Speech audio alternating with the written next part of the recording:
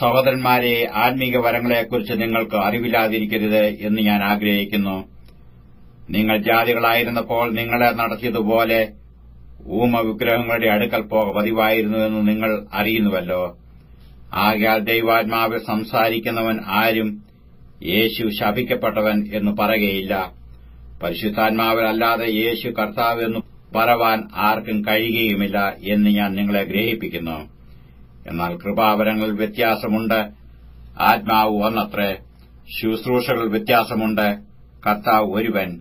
വീര്യപ്രവർത്തികളിൽ വ്യത്യാസമുണ്ട്, എങ്കിലും എല്ലാവരിലും എല്ലാം പ്രവർത്തിക്കുന്ന ദൈവം ഒരുവൻ തന്നെ. എന്നാൽ ഓരോരുത്തനും ആത്മാവിന്റെ പ്രകാശനം പൊതുപ്രയോജനത്തിനായി നൽകപ്പെടുന്നു. ഒരുത്തനു ആത്മാവിനാൽ ജ്ഞാനത്തിന്റെ വചനവും മറ്റൊരുത്തനു അതേ ആത്മാവിനാൽ പരിജ്ഞാനത്തിന്റെ വചനവും നൽകപ്പെടുന്നു. വേറൊരുത്തനു അതേ ആത്മാവിനാൽ വിശ്വാസം, മറ്റൊരുവനു അതേ ആത്മാവിനാൽ രോഗശാന്തികളുടെ വരം, മറ്റൊരുവനു വീര്യപ്രവൃത്തികൾ, മറ്റൊരുവനു പ്രവചനം, മറ്റൊരുവനു ആത്മാക്കളുടെ വിവേചനം, വേറൊരുവനു പലവിധ ഭാഷകൾ, മറ്റൊരുവനു ഭാഷകളുടെ വ്യാഖ്യാനം. എന്നാൽ ഇതുമെല്ലാം പ്രവർത്തിക്കുന്നത് താൻ ഇച്ഛിക്കും പോലെ അവനവനു അതതു വരം പകുത്തുകൊടുക്കുന്ന ഒരേ ആത്മാവ് തന്നെ. ശരീരം ഒന്ന്, അതിന് അവയവം പലതും. ശരീരത്തിന്റെ അവയവം പലതായിരിക്കെ എല്ലാം ഒരു ശരീരവും ആയിരിക്കുന്നതുപോലെയാകുന്നു ക്രിസ്തുവും. യഹൂദന്മാരോ യവനന്മാരോ ദാസന്മാരോ സ്വതന്ത്രരോ നാം എല്ലാവരും ഏക ശരീരമാകുമാറ് ഒരേ ആത്മാവിൽ സ്നാനമേറ്റും എല്ലാവരും ഒരേ ആത്മാവിനെ പാനം ചെയ്തുമിരിക്കുന്നു. ശരീരം ഒരു അവയവമല്ല, പലതത്രേ. ഞാൻ കൈ അല്ലായിക കൊണ്ട് ശരീരത്തിലുള്ളതല്ല എന്ന് കാൽ പറയുന്നുവെങ്കിൽ അതിനാൽ അത് ശരീരത്തിലുള്ളതല്ല എന്ന് വരികയില്ല. ഞാൻ കണ്ണു അല്ലായിക കൊണ്ട് ശരീരത്തിലുള്ളതല്ല എന്ന് ചെവി പറയുന്നുവെങ്കിൽ അതിനാൽ അത് ശരീരത്തിലുള്ളതല്ല എന്നും വരികയില്ല. ശരീരം മുഴുവൻ കണ്ണായാൽ ശ്രവണമെവിടെ? മുഴുവൻ ശ്രവണമായാൽ ഘ്രാണമെവിടെ? ദൈവമോ തന്റെ ഇഷ്ടപ്രകാരം അവയവങ്ങളെ ശരീരത്തിൽ വെവ്വേറെയായി വെച്ചിരിക്കുന്നു. സകലവും ഒരു അവയവം എങ്കിൽ ശരീരം എവിടെ? എന്നാൽ അവയവങ്ങൾ പലതെങ്കിലും ശരീരം ഒന്നുതന്നെ.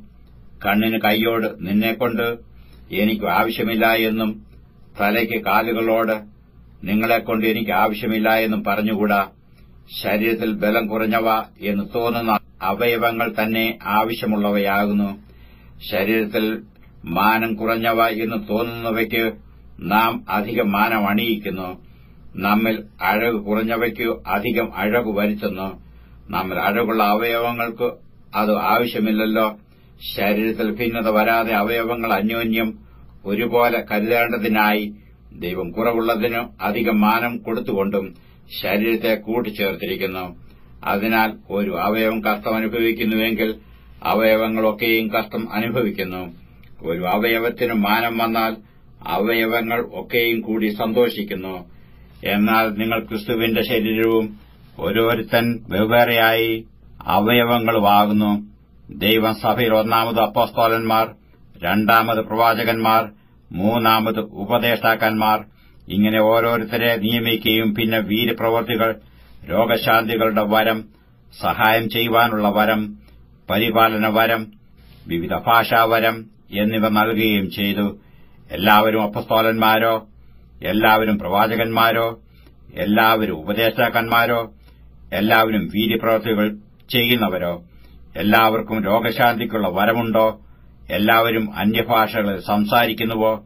എല്ലാവരും വ്യാഖ്യാനിക്കുന്നുവോ? ശ്രേഷ്ഠവരങ്ങളെ വാഞ്ചിപ്പീൻ. ഇനിയും അതിശ്രേഷ്ഠമായ ഒരു മാർഗ്ഗം ഞാൻ നിങ്ങൾക്ക് കാണിച്ചു തരാം.